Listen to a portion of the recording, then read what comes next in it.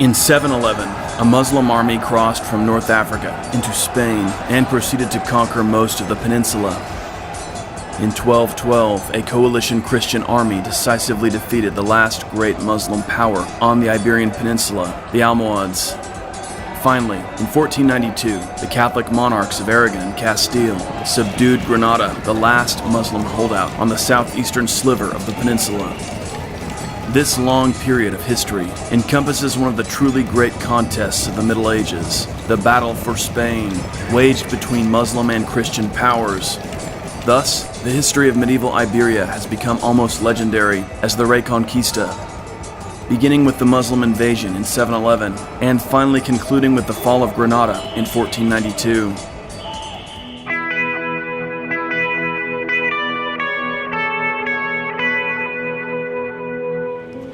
The Reconquista coincides with many key developments over the whole of medieval history.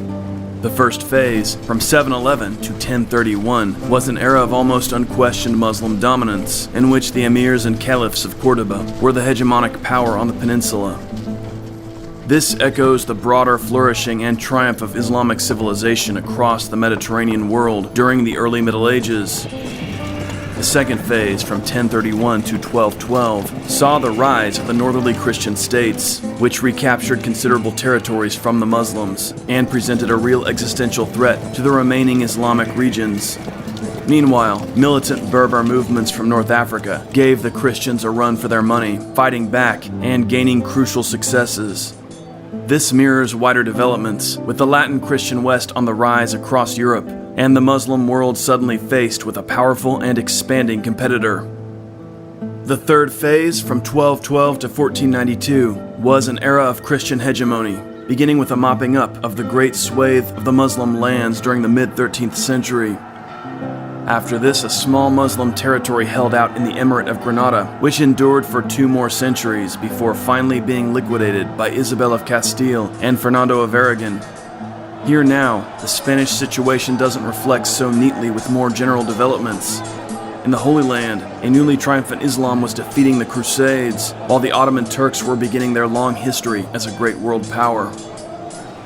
Without question, the history of the Arab conquest and the subsequent Reconquista greatly impacted the broader character of the nations that would become Spain and Portugal. It's a fascinating story, and we will cover it in full in this series. The Iberian Peninsula, when the Arabs conquered it in AD 711, could already boast a long and rich history. Saint Isidore of Sevilla, one of the most influential figures of the early medieval church and a giant of Visigothic literature, wrote in AD 624, "Of all the lands from the west to the Indies, you, Spain, O sacred and always fortunate mother of princes and peoples, are the most beautiful. Rightly are you now the queen of all provinces, from which not only the west but also the east borrows its shining lights. You are the pride and the ornament of the world, the most illustrious part of the earth, in which the Gothic people are gloriously prolific, rejoicing much and flourishing greatly. Iberians, Celts, Carthaginians, and Greeks had all settled Spain long before the Romans began their conquest in 218 BC. The Roman impact proved enduring. Spain became Latin in its language, law, and culture. During the days of the Roman peace, a massive network of roads was established, and the economy flourished. This resulted in a thriving urban civilization. With Romanization came Christianization. The religion of Christ came to dominate Spain in the late Roman era, and would endure as a powerful force from then on. At the start of the century, Vandals, Alans, and Suevi occupied the south, west, and north, visiting war and destruction on the Hispano-Romans, who seemed incapable of defending themselves. By the century's end, the Visigoths, the most vigorous of the Germanic tribes to enter Spain, settled in Old Castile, where their legacy has echoed ever since in the local genetics, language, and place names. Over time, they subdued the other tribes and took control of the remaining Roman outposts. Finally, in the 7th century, their rule extended across the peninsula. The great failure of the Visigoths was their inability to establish a hereditary succession. Civil war was a constant feature of their rule and played a key role in the rather rapid collapse of the kingdom to the Muslim invaders. The Visigoths remained a minority of perhaps 200,000 to 300,000, ruling over a Hispano-Roman population of some 6 to 9 million. Under such conditions, the conquered exerted considerable influence over the conqueror. The Germanic Visigoths, who admired Roman civilization, became thoroughly Latinized. Visigothic kings emulated the old Roman emperors, and the Visigothic chieftains took on the role of Hispano-Roman aristocrats. The persistence of the term Hispania for the region, rather than a Germanic name, is testimony to the enduring Latin influence. Most Visigoths became peasant farmers in the Upper Duero Valley, using old Germanic names like Alfonso and Fernando, singing their epic poems and maintaining their customary laws. In other places, Roman systems endured virtually unchanged. However, Muslim and Vandal piracy broke down the ancient Mediterranean trade routes, and the Visigothic kings found it difficult to unify their subject peoples. During this period, a claim to Visigothic blood was a marker of high status, and also highlighted social divisions. The most troublesome obstacle to Visigothic rule in the peninsula was religion. The Visigoths were Arians, and the vast majority of their subjects followed the Orthodox Catholic Rite of Rome. The issue was finally resolved in 587, when the Visigothic king announced his conversion to Catholicism. At the death of King Regisvinth in 672, Visigothic Spain was at the height of its development. The peninsula was united, religious conflict had been overcome, and cultural achievements were higher than those of any other post-Roman Germanic successor state. Yet, the government still grappled with essential weaknesses. Previous kings had tried but failed to make the monarchy hereditary. The crown remained elective, encouraging rebellion and feuding among the nobles. After the death of Regisvinth, the bishops and magnates were eager to prevent the late king's family from making a bid for the throne, and so they gathered immediately for an election. The crown was granted to Vamba, but just as he assumed the throne, rebellion erupted in Septiminia. The new king dispatched Duke Paul to quell the uprising, but the duke instead made common cause with the rebels and proclaimed himself king. Vamba was dealing with a Basque revolt in the north when he heard of Duke Paul's betrayal. At once he moved on Septimania and succeeded in defeating the duke, who was condemned to lifelong imprisonment. Vamba's success had almost been thwarted by the old bane of Spain's Visigothic kings, a difficulty in raising troops. The nobles were often reluctant or downright hostile to supporting their king in the field, and the peasants were disinterested in the endless civil wars. To remedy the situation, Vamba decreed that all nobles, freemen, and clergy were bound by law to answer a summons from the king. This was the revival of an old custom, but it was greatly resented by the clergy as well as the nobility. Vamba had shown impressive energy during his reign, which ended abruptly in 680 when the king fell ill. The courtiers assumed he was dying. In keeping with Visigothic custom, Julian, Bishop of Toledo, tonsured the king and clothed him in penitential garb. Some sources describe the whole affair as a plot hatched by Bishop Julian and Ervig, a grandnephew of the late King Kindisvinth. Vamba recovered and found himself legally deprived of the right to rule, and so he renounced the throne to Ervig. Ervig's crowning was not accepted by the whole of the Visigothic elite. To combat doubts about his legitimacy, he summoned a council in Toledo in 681 under Bishop Julian. The council released all of the Spanish magnates from their obligations to Vamba. Ervig tried to neutralize any remaining resistance by marrying his daughter to Vamba's nephew, Ekika, whom Ervig named as his successor.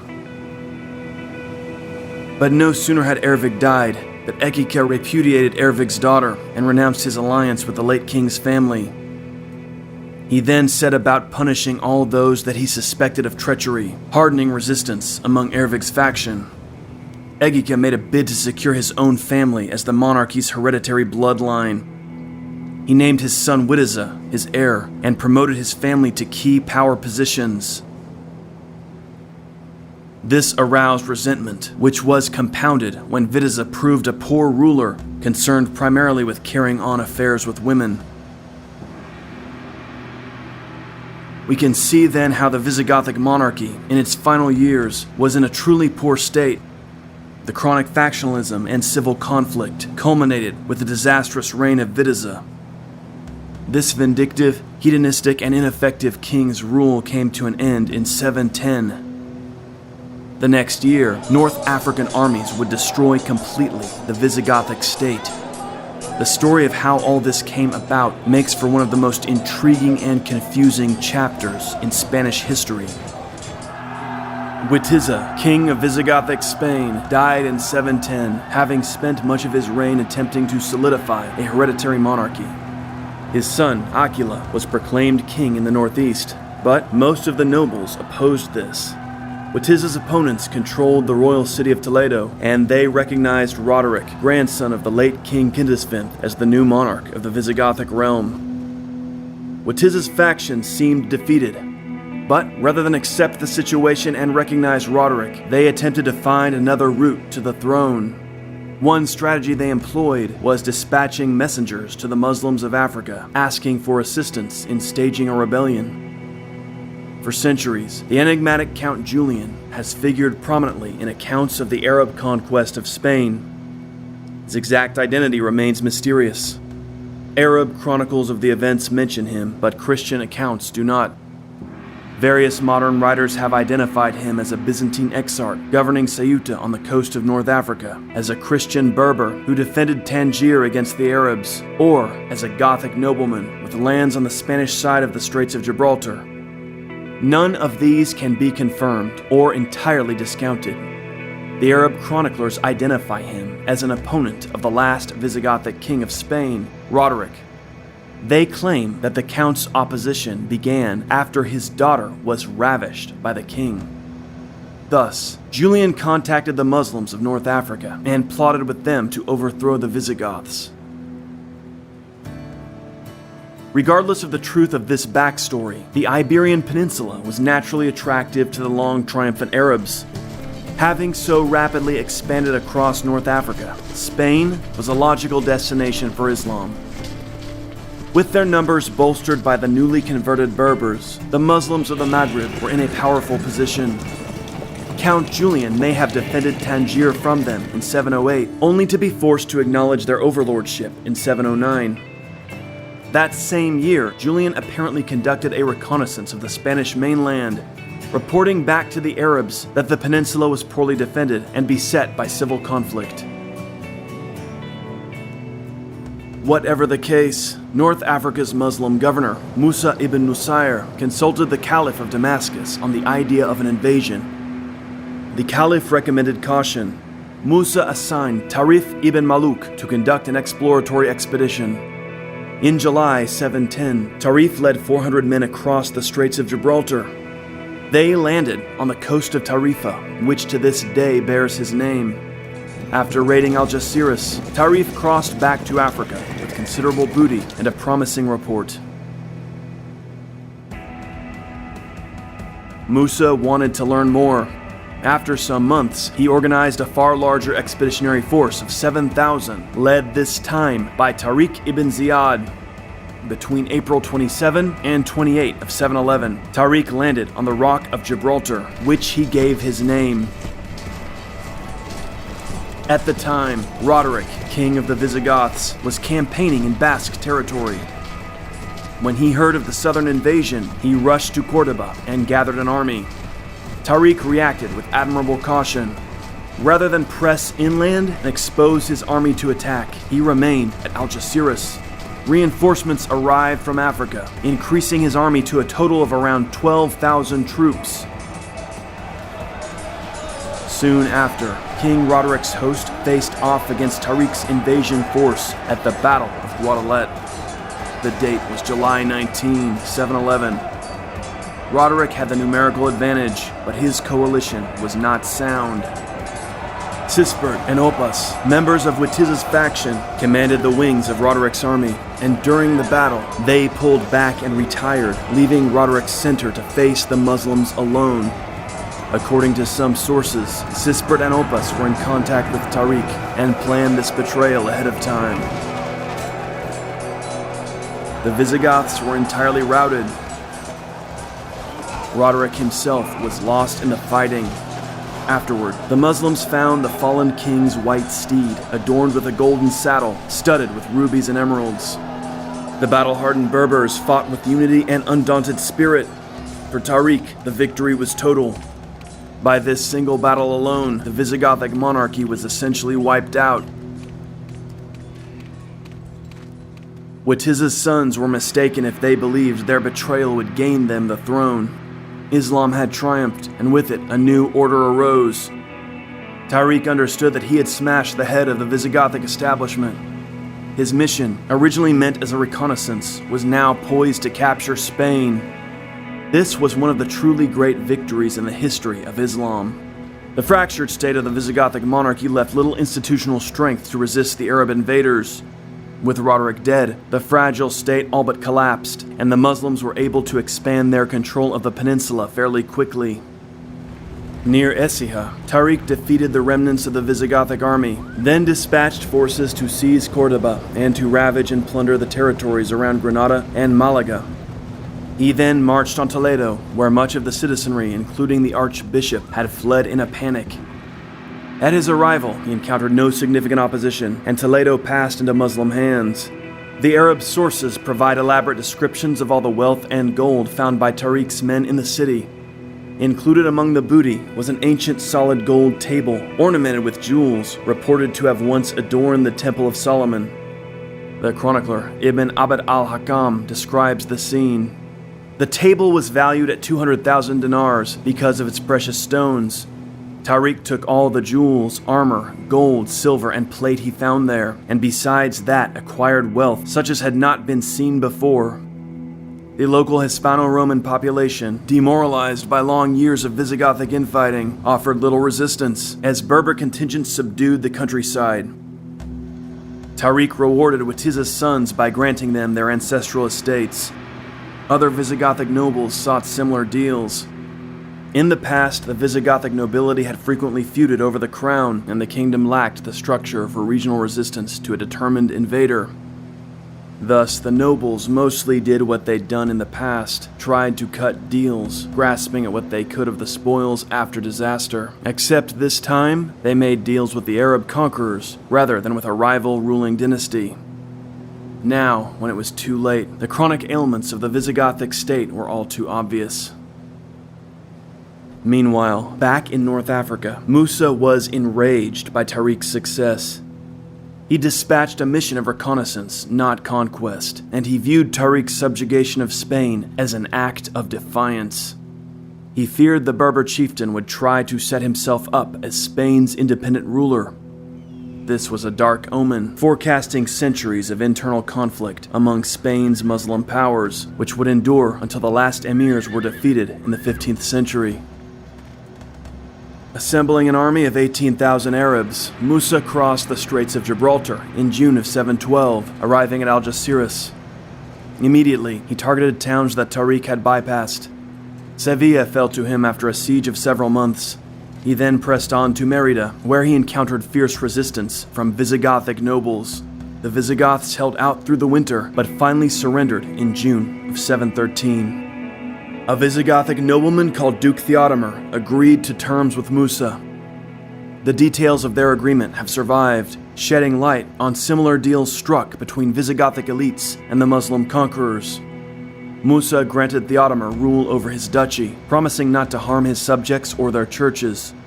In return, Theodomir and his followers were not to harm the Muslims or help their enemies or harbor fugitives. Theodomir agreed to pay an annual tribute. Finally, Musa moved on Toledo. Near Talavera, he encountered Tariq, whom he struck on the head with his riding crop, upbraiding him for greed, rebelliousness, and disobedience. It must have been unsettling to many of the troops to witness the public humiliation of Spain's great conqueror at the hands of his overlord. And yet, Musa and Tariq seemed to set aside their differences. They settled together in Toledo and dispatched messengers to the Caliph in Damascus to inform him of the miraculous conquest of Spain. In 714, Musa was in Zaragoza, consolidating Muslim control of the region, when he received a summons from the Caliph. He was to report to Damascus at once. Musa may have been unnerved by such a command, but he dared not disobey.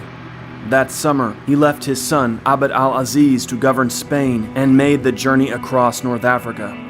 Wearing golden crowns and bearing an immensity of booty and slaves from Spain, Musa and Tariq arrived at the great Muslim capital. There, the Caliph stripped Musa of his honors, charging him with corruption. The Caliph was so enraged, he nearly had Musa crucified, but he settled instead with fining the unfortunate governor heavily. Neither of Spain's Muslim conquerors would ever again see their cherished prize. Both would die in Syria, in obscurity, a strange end for the men who'd achieved one of the truly outstanding triumphs in the history of Islam. Spain was now a part of the Dar al-Islam, and Córdoba would shine as one of the epicenters of Muslim civilization. Al-Andalus was the name given by the Arabs to this new territory they'd captured. However, the Muslims never managed to subdue the whole of the peninsula. Far to the north, Christian resistance would solidify around a daring and defiant Visigothic nobleman, Pelayo of the Asturias. The bold actions of this Pelayo would ensure the survival of Christian sovereignty in a remote outpost and would launch the centuries-long struggle known as the Reconquista. After the Umayyad Conquest of Spain, known as Al-Andalus to the Muslims, the Caliph in Damascus took steps to ensure that the peninsula would remain under his control. He wanted to prevent an ambitious Muslim adventurer from setting himself up as an independent king of Al-Andalus. In 715, he had his men assassinate Musa's son, Abd al-Aziz, in the Mosque of Sevilla. From now on, the Caliph appointed governors, emirs, directly and only for brief terms. These emirs enforced Umayyad rule in regions where Musa had only made a show of force. This allowed the Umayyads to dominate essentially all of the Iberian Peninsula. Only one region effectively resisted Muslim rule, the Asturian Mountains in the north. The legal status of the conquered was determined by religion. According to Islamic law, Christians and Jews were considered people of the book, those who had received some divine revelation through sacred writings. These two groups were not compelled to convert. In return, they were required to submit to Umayyad rule and pay a poll tax, known as the jizya, to the Muslim authorities. Those that had capitulated were often allowed to retain their lands. Those who had been subdued by force were deprived of their property and could be reduced to slavery. Confiscated lands as well as church and state properties were divided among the Muslim elite, with 1/5 being reserved for the Caliph himself.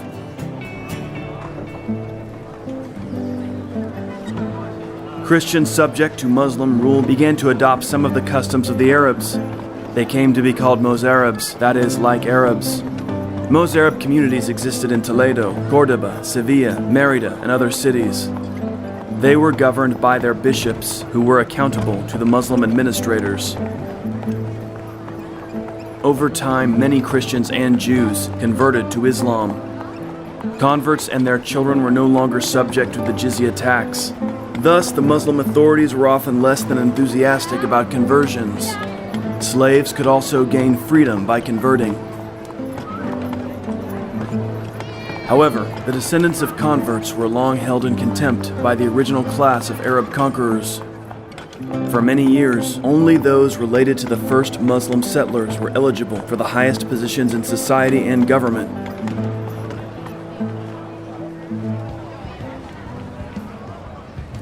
During this early period, the Umayyads of Spain began penetrating into France. At the time, France was ruled by the decadent Merovingian dynasty, soon to be usurped by the Carolingian Franks under Charles Martel. By 717, the Muslims ruled Barcelona, from which armies could more easily be launched across the Pyrenees. Narbonne fell to the Umayyads in 720. From there, the Muslims raided as far as Toulouse, though in 721 they were defeated while battling Odo, Duke of Aquitaine. 4 years later, the Muslims captured Carcassonne and even plundered into Burgundy.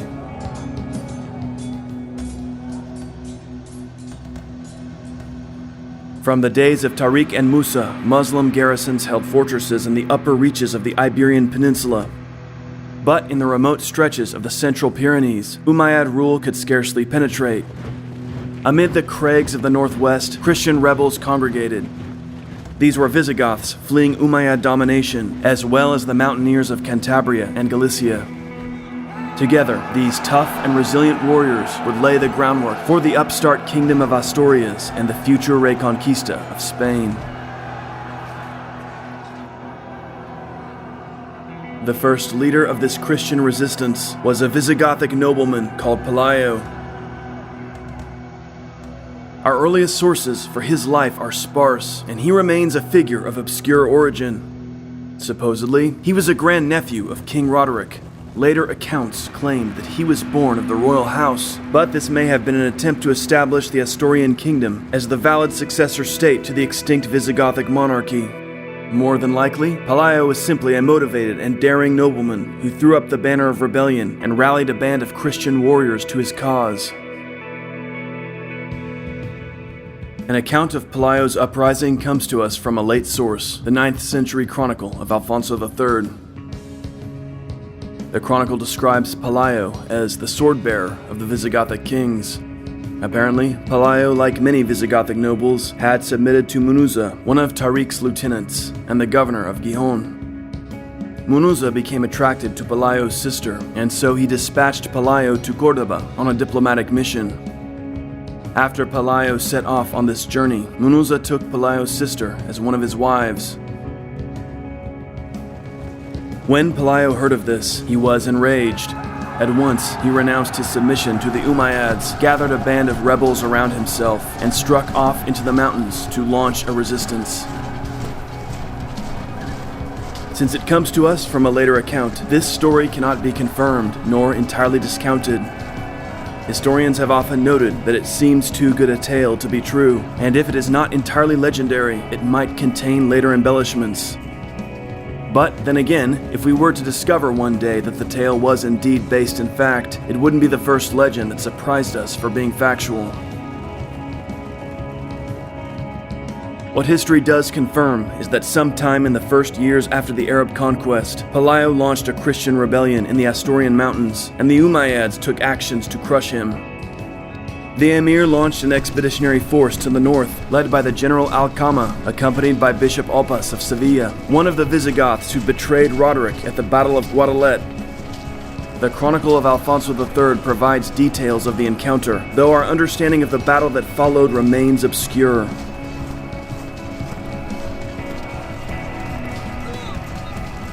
Pelayo and his forces took up position at a cave on Mount Alceva.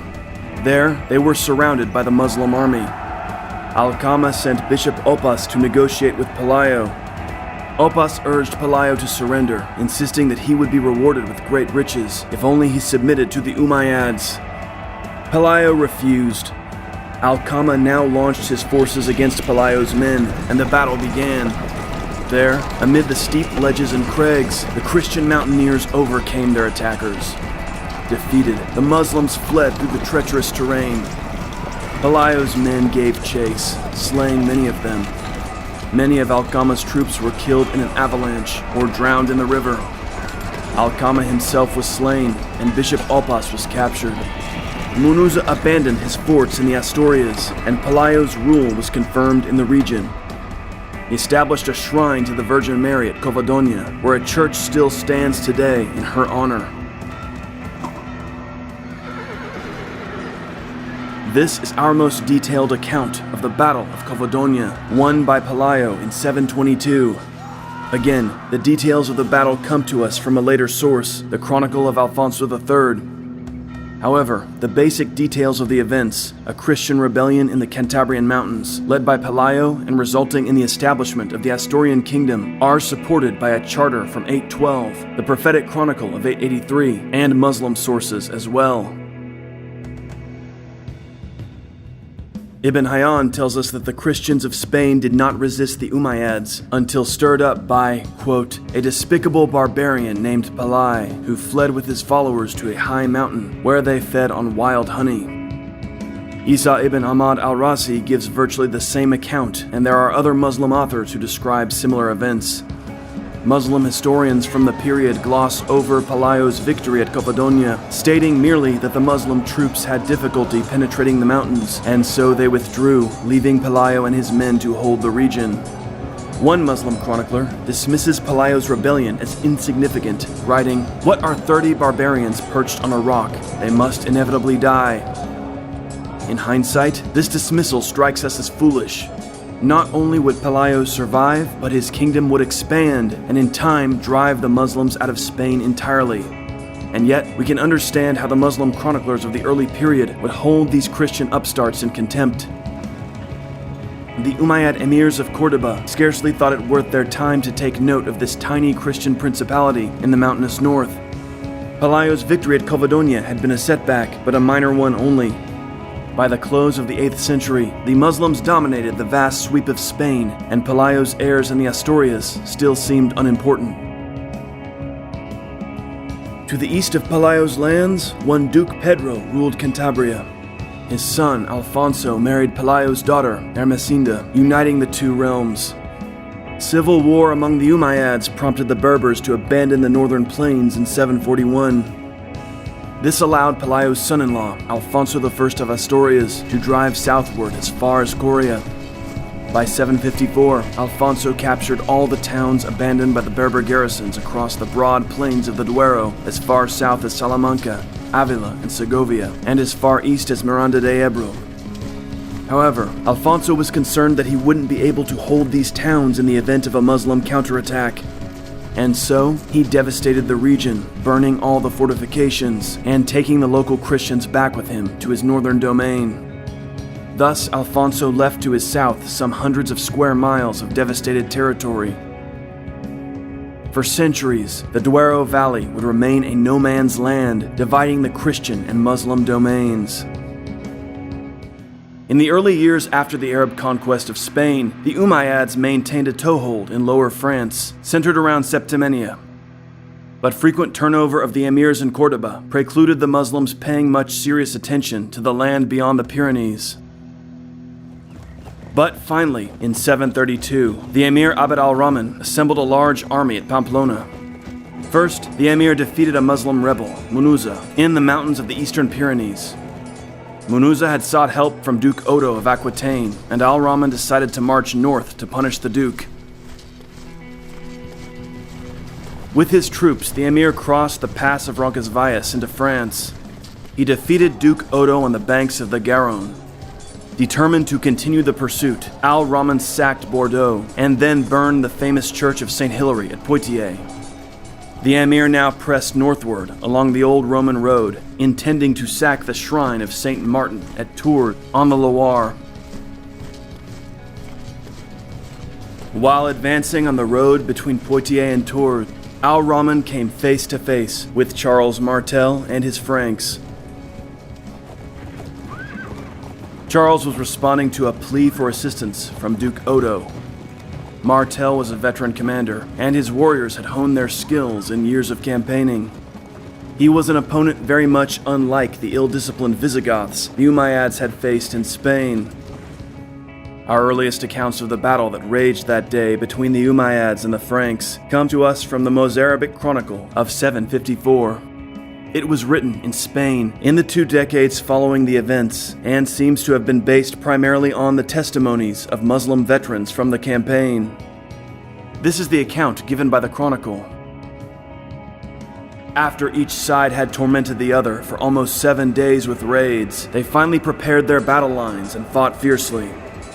The northern peoples remained immobile like a wall, holding together like a glacier in the cold regions, and in the blink of an eye, annihilated the Arabs with the sword. The Franks, greater in number of soldiers and formidably armed, killed the Emir Abd al-Rahman when they found him, striking him on the chest. But suddenly, within sight of the countless tents of the Arabs, the Franks despicably put up their swords, saving themselves to fight the next day, since night had fallen during the battle. Rising from their own camp at dawn, the Franks saw the tents of the Arabs all arranged according to their canopies, just as the camp had been set up before. Not knowing that they were all empty, and thinking that inside them were phalanxes of Saracens ready for battle, they sent scouts to reconnoiter and discovered that all the troops of the Arabs had left. They had all fled silently by night in tight formations, returning to their own country.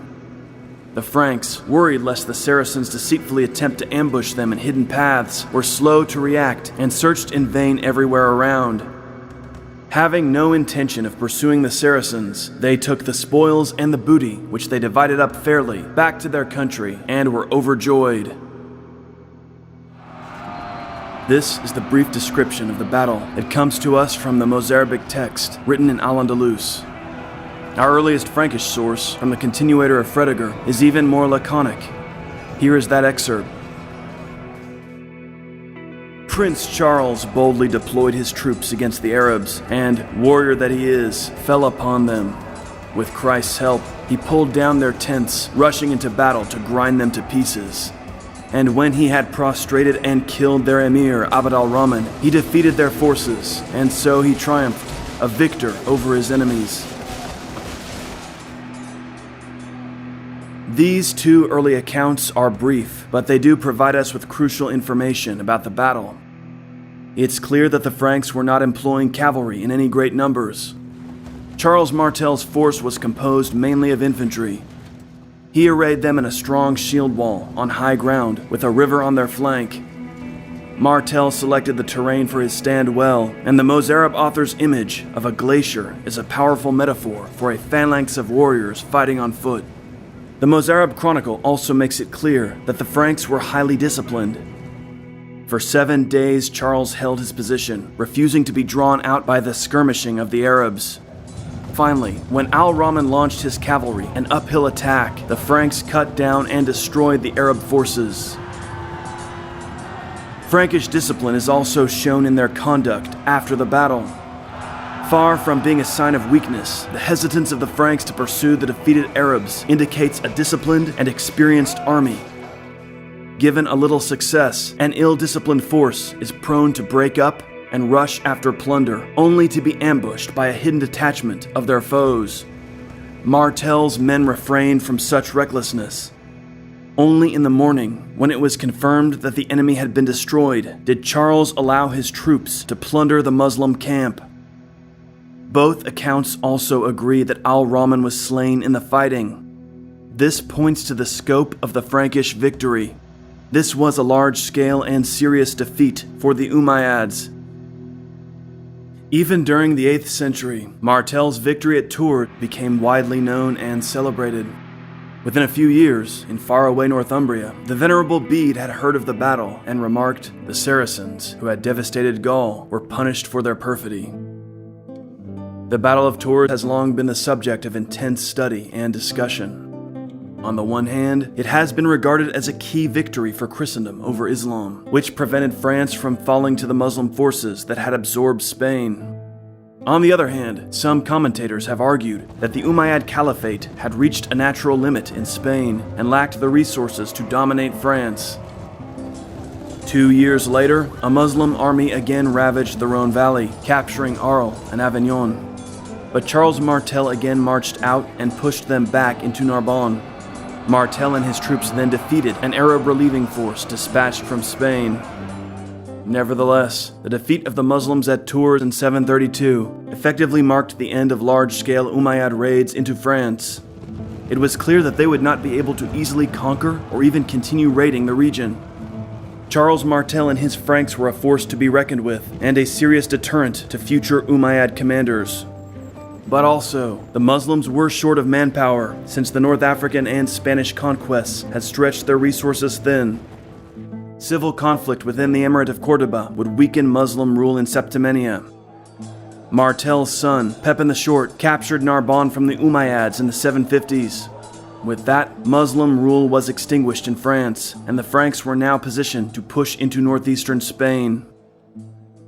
Real Crusades history is teaming up with ChristianChannel.com. The Christian Channel provides the very best Christian content, supporting thousands of movies, children's programs, and other entertainment. The Christian Channel is also the home of Knights of the Cross, an upcoming live-action historical drama series about the Crusades, written by yours truly, J. Stephen Roberts. If you pre-order a subscription now to ChristianChannel.com using the promo code KNIGHTS, you'll get 10% off, plus your contribution will go straight toward funding Season 1 of the series.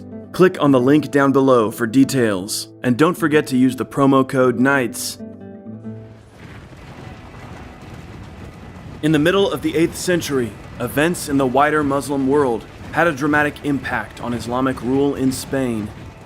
The Umayyad dynasty, which had ruled Islam since 661, was overthrown in 750 by the Abassids, who ruthlessly hunted down their rivals. However, one Umayyad, Abd al-Rahman, grandson of the Caliph Hisham, escaped the Abbasid swords. He fled across North Africa and then established contacts with his family's partisans in Spain.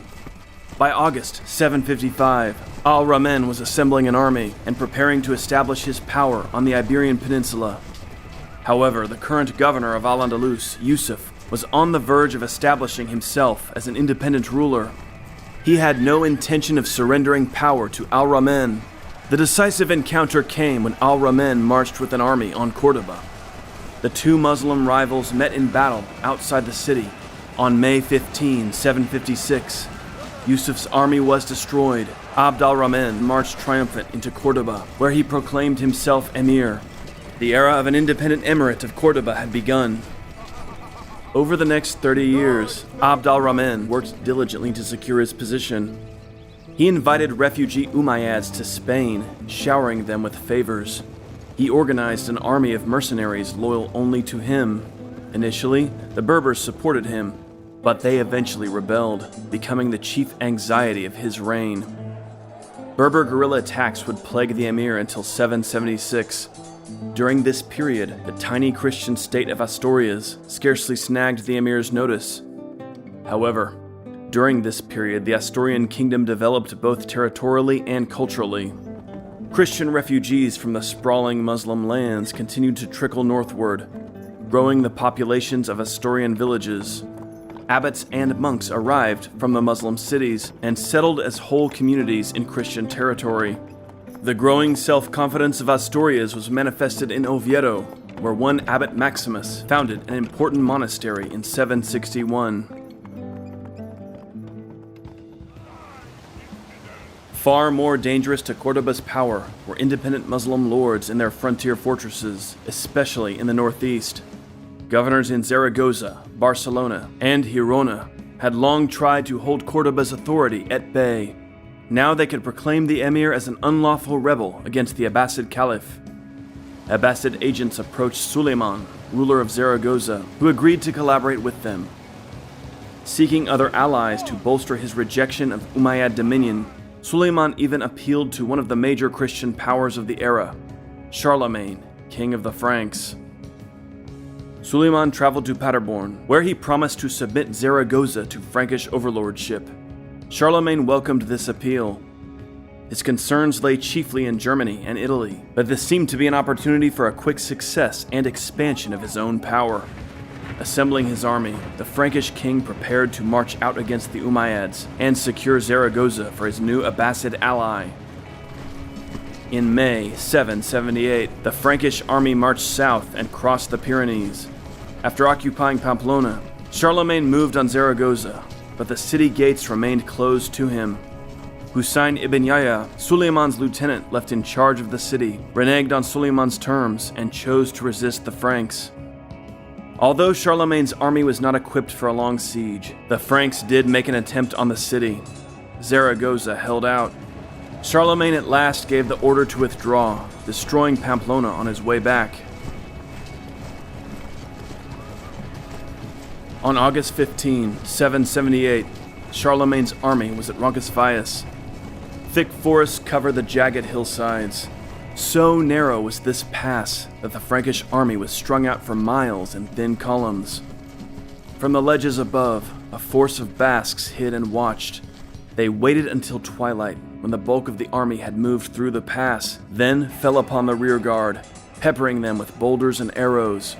As the rearguard broke in confusion and was separated from the main army, the Basques rushed upon them. Though the Franks stood and fought fiercely, the Basques overwhelmed them. It was in this ambush that died Roland, lord of the Breton Marches. Roland's heroism at this impossible moment would become the stuff of a legend in European literature. By the time Charlemagne realized what had happened, it was over, and the Basques had vanished into the night. The epic Song of Roland records Charlemagne's lament over the loss of his friend and comrade.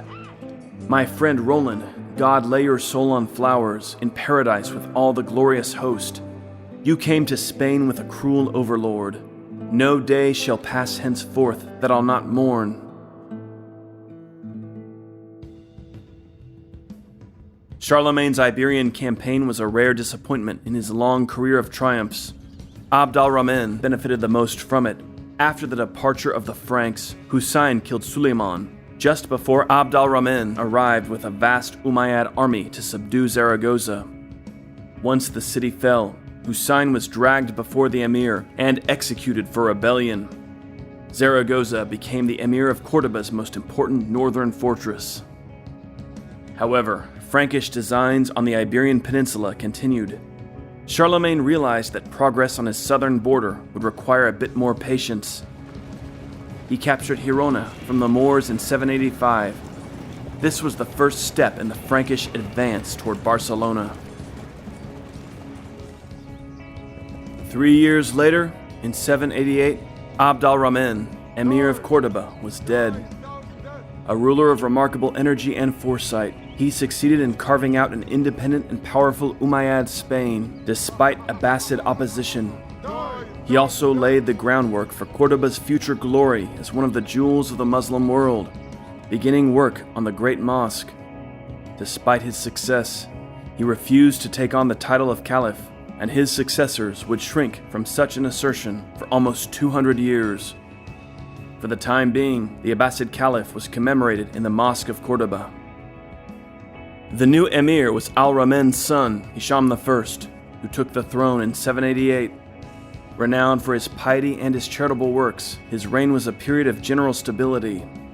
A well-educated ruler, Hisham cooperated closely with the Malikite jurists, who adopted a rigorous approach to the Quran and law. The Malikite school came to dominate the juridical and theological thought of the Emirate, wielding great influence in public affairs.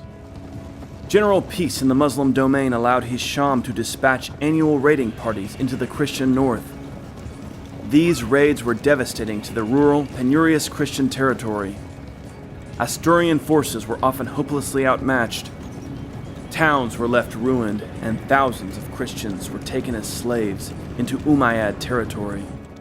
So overwhelming was Muslim military power at this time that the Asturian king, Emir abdicated in favor of his cousin, Alfonso II, known to history as the Chaste. Alfonso II has long been regarded as one of the outstanding monarchs of the Asturian era. He certainly assumed the throne during a period of crisis, and he proved himself in the face of trial. In 794, two separate Umayyad armies entered Asturian territory, ravaging Álava and Oviedo respectively. Alfonso II rallied his forces. He met the Muslims in battle at Los Lodos and defeated them, slaying the Moorish general Abd al-Malik. Determined to avenge this loss, Hisham dispatched another army against Asturias in 795. The Muslims ravaged central Asturias, while Alfonso was forced to retreat with his troops into the Nalón Valley. The Umayyads returned again in 797 to raid Castile.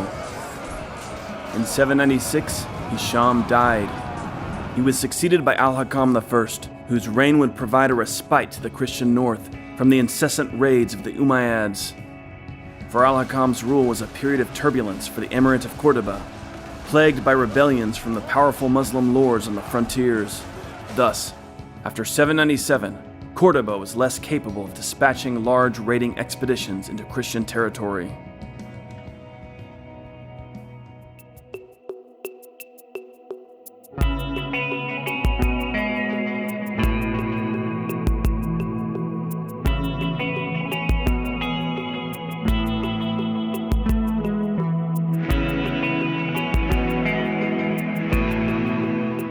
I am creating a live-action historical drama TV series about the Crusades called Knights of the Cross, available exclusively on the new streaming service, christianchannel.com. You guys can help us make it happen. Click the link down below, go to christianchannel.com, sign up for a 1-year subscription. Use the promo code KNIGHTS, you'll get 10% off, plus your subscription goes straight toward helping us fund Knights of the Cross. This is an exciting project. This is our chance to finally create an accurate and powerful portrayal of the Crusades. Help us make it happen. Click the link down below.